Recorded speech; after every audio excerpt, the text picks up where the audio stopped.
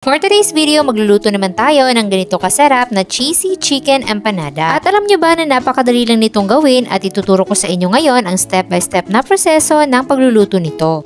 Sa isang mixing bowl, maglalagay lang tayo ng 3 cups ng all-purpose flour, 1 teaspoon ng asin at 1 tablespoon ng brown sugar. Haluin muna natin yung mga dry ingredients.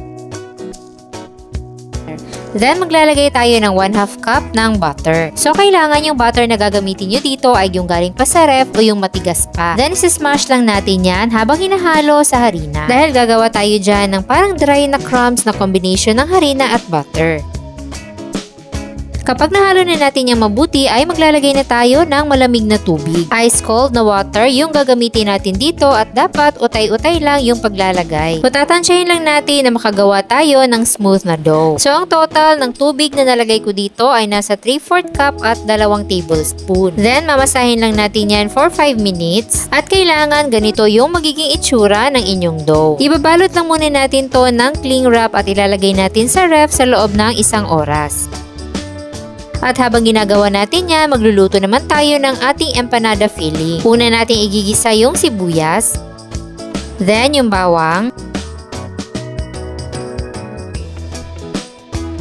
tapos isunod na natin ang 1/4 kilo ng ground chicken. Igisa lang natin to hanggang sa mag-iba na yung kanyang kulay at magkaroon ng konting brown yung chicken.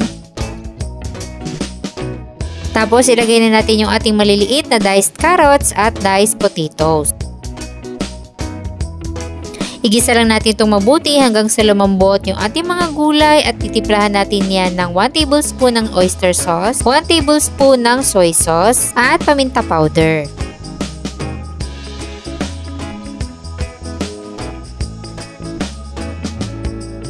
So medyo malambot na itong ating mga gulay at dahil nakukulangan ako sa alat, tinagdagan ko lang ng konting asin. So pwede kayong magdagdag dito ng raisins o kaya kamote, pero ako personally mas gusto ko ng ganito lang kasimple na palaman. So okay na itong ating filling, balikan na natin yung ating ginawang dough.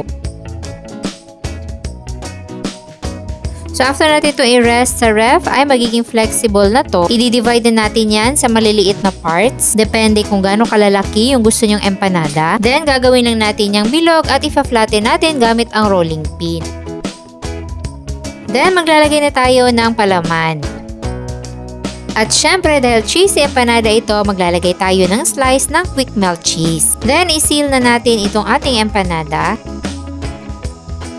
At ipipress pa natin ng tinidor yung edges para mas-secure.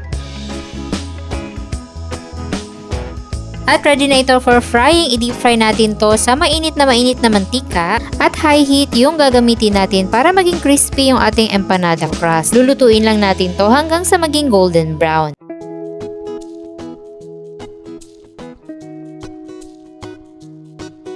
At kapag ganitong golden brown na ang ating empanada, pwede na natin yang hanguin.